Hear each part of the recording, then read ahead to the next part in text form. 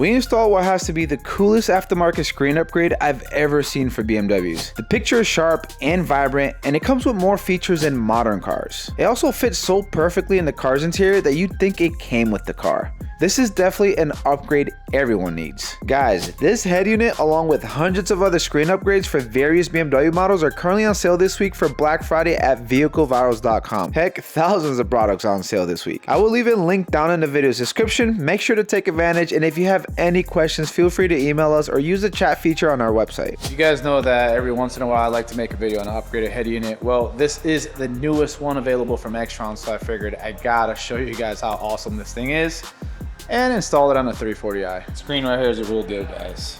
Comes with a lot more specs than the prior screens we used to offer. This has a Snapdragon 685 processor, Qualcomm graphics card, 2K display, IPS, so you have really good viewing angles, very snappy, 8 gigabytes of RAM, and 256 gigabytes of storage. If you order this unit, you get 2 packages. One of them that includes this bracket, which is the one that works on my F30. If you guys get this unit for a different model, you get a different bracket. You do get the USB extension cables here, GPS antenna, Wi-Fi extender, tweezers, which you'll be surprised is very handy when you're doing this job. You get the USB to aux cable conversion, since a lot of the MBT Evo cars don't have an aux port. Also get the plug and play Extron's harness, and you get an instructions manual and user manual. This is a touchscreen display. It does come with wireless Android Auto and wireless Apple CarPlay. You can do that wirelessly, or if you preferred a wired connection, you can do that as well. So what I really like about this screen, right, our top seller has been the 14.9 inch Extron's unit that we made a video on a while ago, and it went ultra viral. So a lot of complaints we got about that specific screen. It wasn't for everybody because it looked out of place. It was way too massive, and it kind of went a little bit over the trim and whatever. So this is essentially that 14.9 with upgraded internals on a smaller form factor, 12.3. So it should look a lot more natural while still getting a bigger display with a better resolution. So I'm excited for that. Before we continue, I do want to thank today's video sponsor, Wolfbox. This is the coolest little device I've ever seen. This is the Wolfbox MegaFlow 200 air duster. And I've been using it for everything. So when I'm washing my cars, one of the things that I really hate doing is hand drying. This makes it much easier to dry the car. It's perfect for getting all the water out of the cracks, mirrors, and even drying off tires and wheels. You get a few nozzles to choose from depending on your needs, and swapping between them is super easy and takes no time. Cleaning a car's interior is a breeze with the MegaFlow 200. It allows you to quickly clean cracks and hard to reach areas within seconds. It's super light and portable, and you can pretty much store it anywhere. There are 3 different fan speeds you can choose from, and the rechargeable battery is removable, allowing you to have spares on standby. Wolfbox is running a major sale for Black Friday, guys. You can save money on the MegaFlow 200. I'll leave a link down in the video's description so you guys can take advantage. And a big thanks to Wolfbox for sponsoring today's video. Now let's get back to the head unit install. Let's go ahead and start by removing the trim here. Let's see if I didn't need a trim tool. Maybe I won't need a trim tool. No, yours was pretty stuck on there. Pretty stuck on there. Yeah. So plastic trim tool, you want to make sure you're careful here. You can get it from here. Yep. There we go. On the passenger side, it's just a little strip here, which I'll have Ike pull on that side. Kind of just stick it in her. There's 2. Okay. You have the connectors up top. Just pulls right out. If this is the first time you're doing this to your car, everything's just going to be extra tight. You can pop it out. A little tricky. There you go. So you can pop it out from the back, so it's easier. It'll also help once you're reinstalling this to do it this way, so you don't have to fish it through this entire maze back there. Yeah. All right, so now we're done with the main trim. Yes. Now you'll have a big gaping hole right here. Whatever order you choose to do this doesn't really matter, but I do recommend removing the screen since you'll have more room to route the harness over to the top later on. These are what, T20s? Yes. So these are T20s. You got one there, one on the other side. Once we do that, we'll move on to the rest. Watch dropping the hardware because it will fall and disappear forever. All right. There she blows. Okay, so we got that out. Screen should just pull up. And then you have, it is a bit of a tight squeeze, so it's probably easier to do the screen later on. Let's leave the screen loose for now, just because it'll release a little bit of tension here, and then we can easily turn it on and show you exactly what you have to remove. So we're moving on to T20s here on the faceplate for the radio. One there, one over here. Also have to release this lower panel. So this one is notorious in F30s for getting loose, and they just kind of fall apart after some time. They don't stay attached. Yours is actually very tight. Yeah, because it's fresh. There you go. Slowly take it off because there is a plug there that needs to be removed. So for MBT Evo cars, which would be LCI F30s, you're gonna have these two connectors on the backside. Pre-LCI F30s, F80s will only have one connector. We'll remove this right here. There you go. Trim comes right off. Sweet. Now you have access to the two bottom T20s for the HVAC panel and or radio. Cool. That would allow you to now pull the face, and you have one connector right up here. It's a pull connector. Be gentle with it, and then you can either sit this to the side, or what I like to do just to make space, just remove it. Okay, yeah. So now we have two T20s that are exposed now, one on the left, one on the right hand side. Once we do that, it should allow us to slide the unit out this way. By the way, guys, this is something that anybody can do at home, and it's better for you guys to watch this video and just follow what I'm doing than it is to take it to a professional that's never done these head units and they screw things up. I feel like people have more success when they try to do this themselves than take it somewhere and spend $400 or $500, and those people have no idea what's going on and they screw everything up as far as certain connections or connectors that need to be connected, or certain wires or things that need to be transferred over. You're better off just watching this video and trying to do it yourself. We have a lot of times where customers, they get it installed by a professional shop. They end up hitting us up because they have issues. They have technical problems. And we never really hear from people that DIY the units, but we hear a lot more from people that paid somebody else to do it. So we got microfiber towels just to make sure we protect the interior and all the surfaces, because this, it's a big piece of metal with sharp edges. All right, holy crap. So some people like to remove absolutely everything, which I feel like it's more work than necessary. You really don't want a cluttered mess while you're doing the job and putting on the Extrons harness, sure. I try to take off as little as possible, just the necessary stuff. So we'll start here with the main harness, which there's a latch you're gonna pull. Once you release it, you should be able to slide out. You do that gently. It comes out right there. There's the main harness. I will say this, I've done a lot of head units. MBT Evo has to be the messiest one, because MBT, CSC, CCC, there's not this much stuff going on here. But anyways, you only need really access to that harness. Audio, I always bring this up in every video. You will not have audio unless you transfer over the green and black fiber optic connector over to the new harness. You have to transfer that over. Notate the orientation of how it's there. I mean, it's only really one way in, but the correct slot is on the outer side of the harness. It goes exactly the same to the Extrons harness. So you notice how there's two empty slots.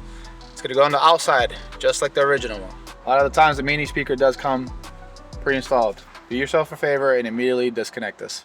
Don't ask why, just disconnect it. You don't need it. This is the harness, which, by the way, I guess I haven't really talked about in the video. This is all plug and play, guys. There's no coding necessary. There's no splicing. There's no doing extra stuff. You don't have to code your car. You maintain your original menu interface functions, and on top of that, you get the additional Extrons interface with the extra features like Android Auto and Apple CarPlay. This might look a little bit scary, but it's all plug and play. God, what is that harness, like a mile long, bro? What the? Have the and this Extrons actually has the aux built in. What? Yes, look, takes the guessing out of the equation. Oh wow. Oh, okay. That's new. Well, so I guess with the newer system, nah, bro. Get out of here, bro. This is an official install video. Huh? Hello. Hey, video, bro. In prior models of head units that we sell, you actually get an aux cable that's included separately. And this confused a lot of people because you actually had to go into the audio out section of your harness and plug in the aux cable, and if applicable, you have to route it to your car's aux port to get audio. Some cars require to do that, some cars don't require to do that. Well, Extrons decided to take that out of the equation, or that step, and now we have a built-in aux cable, so you can't mess that up. Yeah, me like you that. This makes it really simple. Install for dummies. It's already here. Connect this to something. Again, some cars require it. I've noticed that like the X5, M5, Z60 sometimes do not require to route the aux cable. Depends on like the sound package and everything. This is why I always recommend you guys test audio before you install everything back to make sure. So anyways, we have that. If you do decide to purchase an additional external mic for the Extrons, then you would plug into the mic port, which is right here. We have seen a lot of customers, by the way, in the older units where they would plug the aux cable into the mic port and then they wondered why they didn't have audio.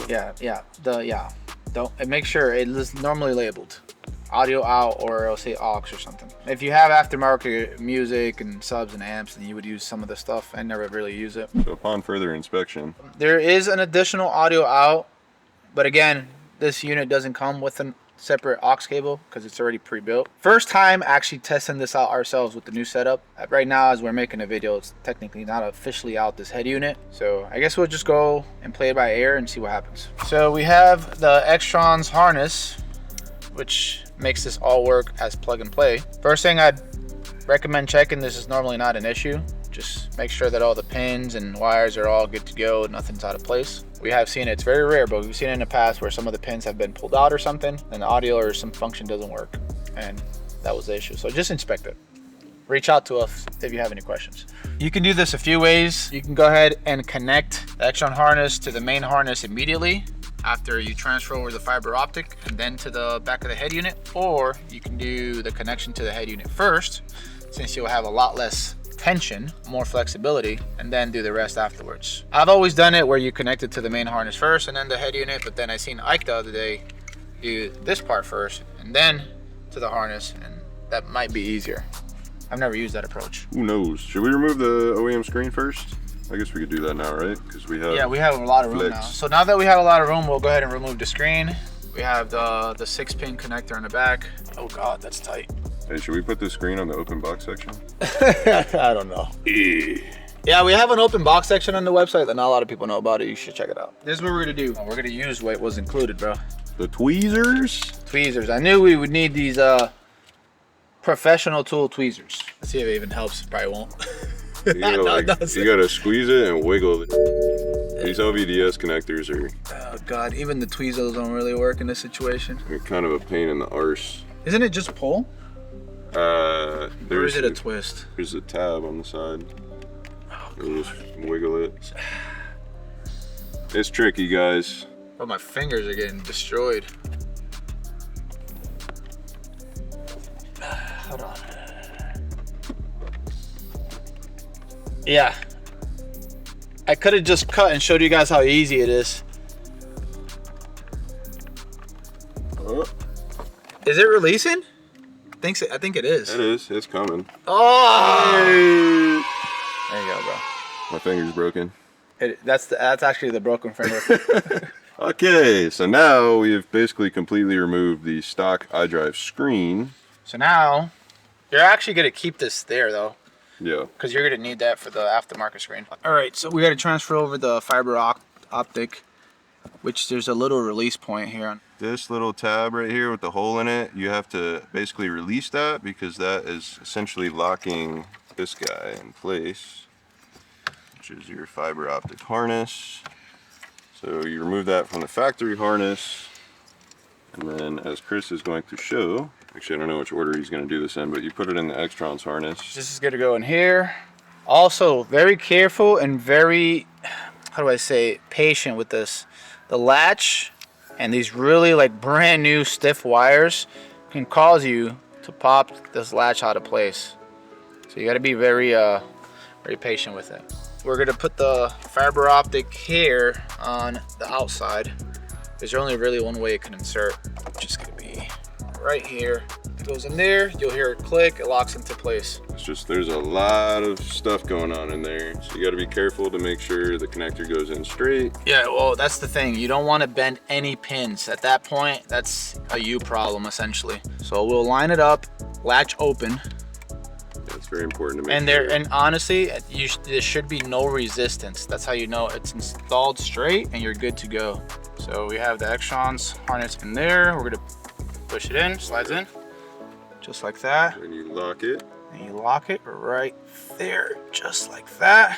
Cool. Give it a nice tug, make sure it's fully connected, fully seated. Now, we'll line this up correctly. You can look at the pins here, the smaller pins on the outside and the other ones on the other side. Open up the latch for the factory one. Again, very important, guys. Just make sure it's straight, you're not bending any pins. So that's straight, hold on the latch, it should fully seat it into place. Locks into place. So normally, now that we have the harness installed, normally I like to just get the brain back in there, bolt it on, and then I do the screen. But what we've figured out in the past, this gets kind of, you know, pulled with tension and it becomes really hard to connect this to the back of the screen. So we'll actually route the harness or all the necessary stuff like the main connector for the head unit, all the stuff to the top, leave this loose, connect the back of the screen first, then slide this into place. All right, so there's a few different ways you can route it. There's one right underneath the vent and one up the middle. I guess you can kind of choose whatever works for you. Ideally, you want to route it the same way as the factory harness. It might be a little tough to get everything squeezed through there, but Chris is coming up underneath this HVAC duct. Just takes a little bit of patience, guys. It really puts a lot of tension on that thing though, but we'll see anyway. So it'll be like right there. So to route the aux cable, we've done it a few ways in the past. Either you go down the center console underneath the gear selector through the trim here, and it releases on the side here, and then you connect it to your aux port. Some MBT Evo cars don't have an aux port, they have a USB, which is why you have to use the installed USB to aux converter here. So MBT cars, you got an aux cable. MBT Evo cars, you get this included as well. It's basically an adapter. Yeah. You do have to use that. But in this situation, we're gonna route this aux cable through the side here, trim, run it up through the side here, and once you get it up here, it's essentially the same idea. I can feel it. Oh. There it is. Hey, Erg. it's a boy. What? Aux cable through the side here, leaving a little bit of slack on the inside, so there's room for the head unit to go in. And I guess we'll worry about this later on. Included in the package, Wi-Fi extender and a GPS. GPS, I've only installed this GPS antenna on one of my cars, E90 RRP. And if you're using the native GPS app, then sure.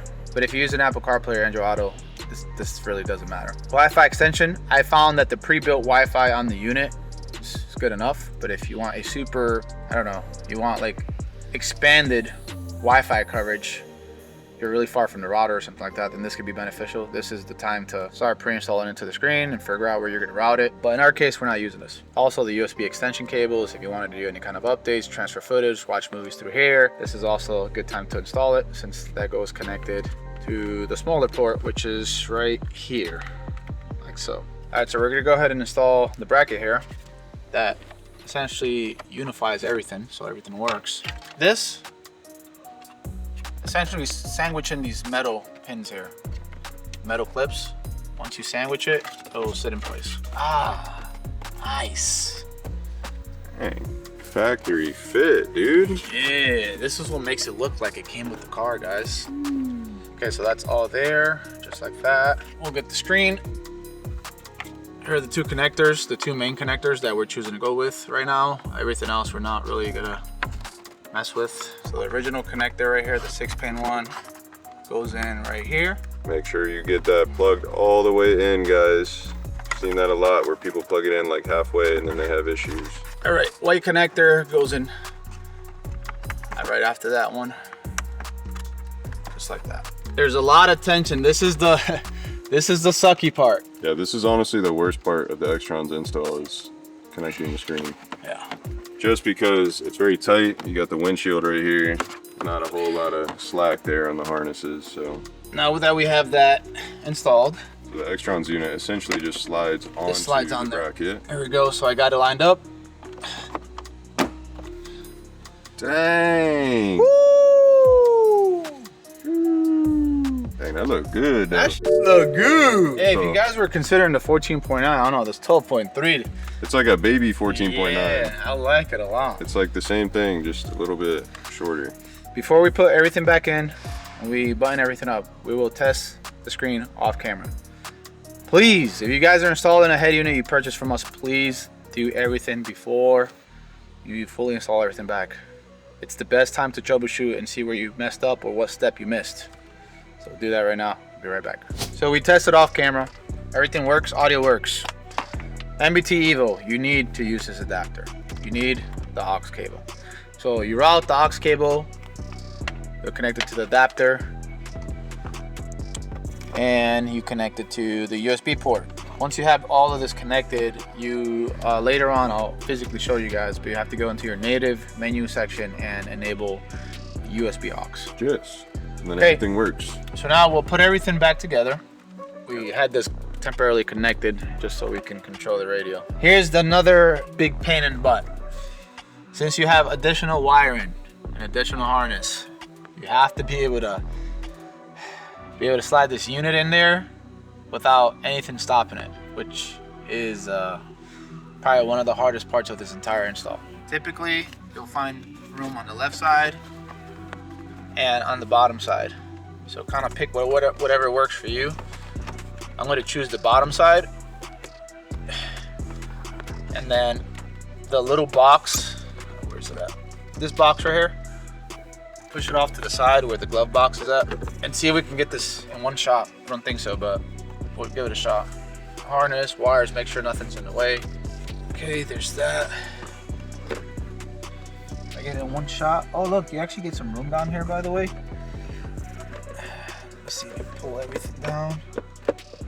Everything down. Right there. Wait.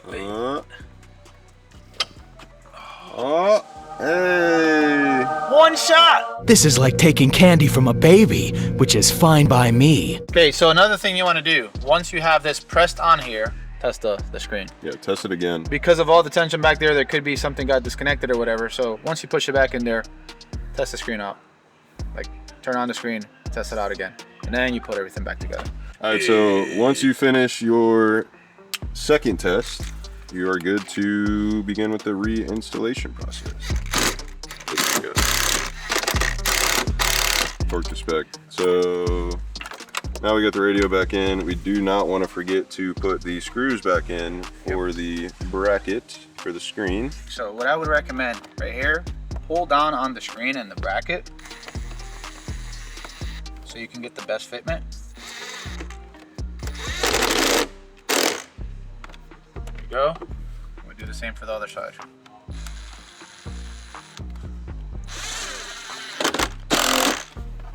Yes. Now I'll give it a nice little test. Oh, yeah. It's on there. Sturdy. There you go. Nice and sturdy. And you'll notice on the side it's flush. There's no weird gaps or anything. Yes. All right. So. HVAC panel goes back in. All right. We'll connect that back in there. Got that one. That's for the ambient lighting. Which is gonna go on the bottom. Jeez. And this goes on the top. So. Here.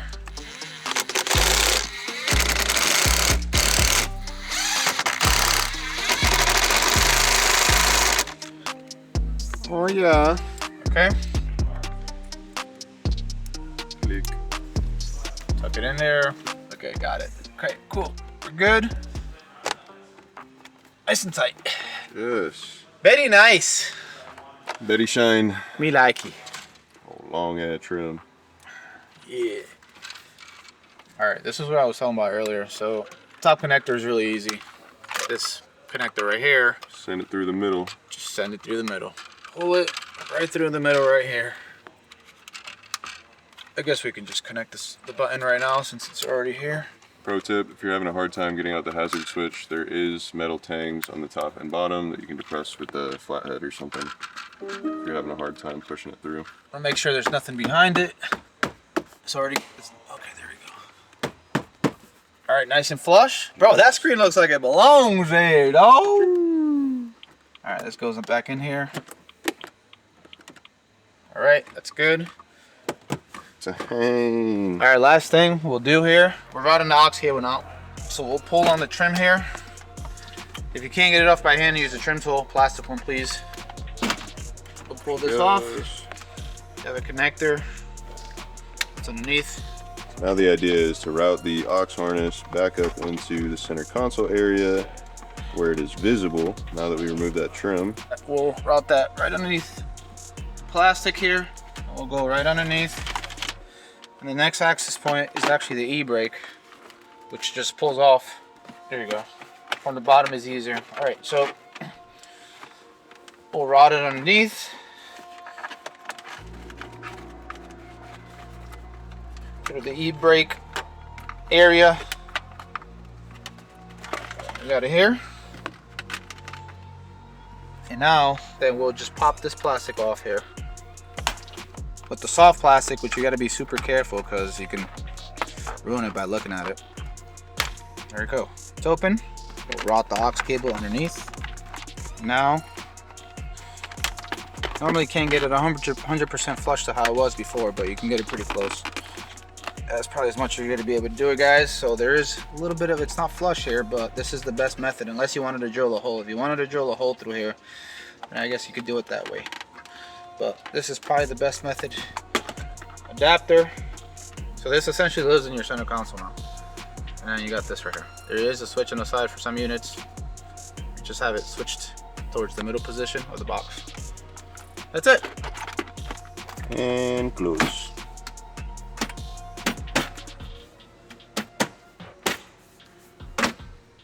Ta-da! First things first. Oh yeah. Ah, yeah. That's the best part of the install. Just dang. No, that's crisp. Whew. Pretty thin bezels, not gonna lie. Let's go ahead and switch on the car. This is literally like a miniature 14.9. Oh yeah, this looks really good. Took me a whole year to upgrade the head unit on this car. Look at that, powered by Android. I guess that's something I didn't talk about. Yeah, it's powered by Android. X-Trons. By the way, these animations can be changed in the settings, like the startup stuff. So, just so you guys know. All right, so one last thing before I show you all the features you get with this head unit. So if you hit the gear icon and you make your way to factory, password 8888, hit the check mark, car display. You may have to do this. There's an automatic model selection, so it can go ahead make the resolutions to fit your screen. Like when you first get it, doesn't scale correctly, and because it's meant for so many different cars.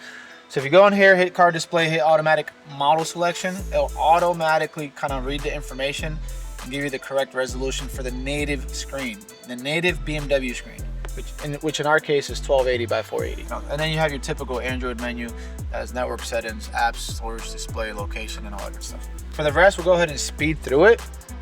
Almost like a montage of all the features you get with this unit. Here are some highlight features that in my opinion I think are the best. Of course, the biggest reason most people buy these units from us is because of Android Auto and Apple CarPlay. This unit does it wirelessly. Once you connect for the first time, it automatically connects every time you switch on the car. The Apple CarPlay interface definitely looks very sharp, and you have access to all applicable apps directly on the screen. And the same applies for Android Auto. Everything you need all in one place. I personally love using the native apps on a unit which requires internet connection. We connected to our hotspot to demonstrate. Here's us visiting vehiclevirals.com to shop for BMW mods, especially now during Black Friday. You can use apps like YouTube and watch videos on the go. I hear Vehicle Virals makes some great videos. You can use the App Store to essentially get any app that is normally available on your cell phone, making this head unit essentially a mini computer for your car. One of the first apps I downloaded was MHD Tuning, so I can read and clear codes and keep my eyes on key parameters. Something that's super important if you have your car tuned. The Torque app is very cool for vehicle diagnosis when you purchase the optional OBD adapter, and the DSP app allows you to tweak the system sound to your liking. I get this question very commonly. Will my audio get worse by installing the Extron's head unit, especially since sometimes you have to route the aux cable? No. Maybe that was a thing years and years ago. Either it remains the same or, in my opinion, actually gets better. This Extron's head unit does come pre-installed with DSP chip where you can modify a lot of the sound profiles. It sounds amazing, especially if you have something like Harman Kardon, you know, equipped with your car. It sounds really, really good. You just have to mess with the audio settings to get it dialed in, and try not to use the artificial volume gain on the Extron's interface as much. Just use the native volume and you should be okay. Not that you guys would be able to fully experience the sound on video. I will do an audio test. So you can see here, Chris is in the DSP app. Which I'm on the rock preset right now. I did mess with a user custom one, but we're on the rock preset right now to make it super simple. And then we're gonna play some music here. Let the beat play.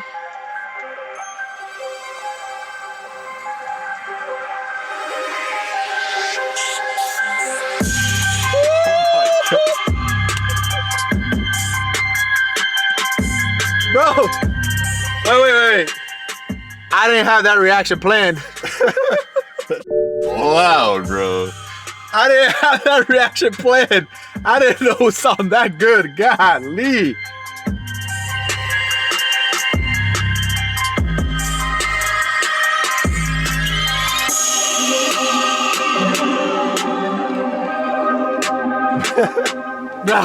Bro, you gotta be honest with them, man. Just let them know. That sound good. It sound good. Okay. No, that sound good. We were messing with it earlier, and Chris was like, "Oh, I think it sounds better now, actually, with the Extrons." And I'm like, because he's never really listened to music in this car. Yeah. I've driven this car before with the Harman Kardon stock sound system, everything. It already sounds great. This like amplified. That gave it some juice. Yeah. Oh, that sounded good. Everybody asked that question. Oh, they think as soon as you introduce the aux into the chat, it kills the quality. which this is USB aux with an aux cable going straight to the Extrons unit. There's definitely no sound quality lost. Like it's crispy, bro. The bass is there. It sounds great, bro. It's not breaking up. It's not muffled. Like it's clean. That song, I hope that answers a lot of the questions. People really do think that you lose audio quality when you upgrade these head units. No. In fact, you get an audio quality upgrade in most cases. So that answers that. Take advantage of the Black Friday sales we have going on for the Extrons. Link is down in the video's description. I appreciate you guys watching. As always, like the video if you guys enjoyed it. Subscribe if you haven't already. And as always, thanks for watching. Till next time.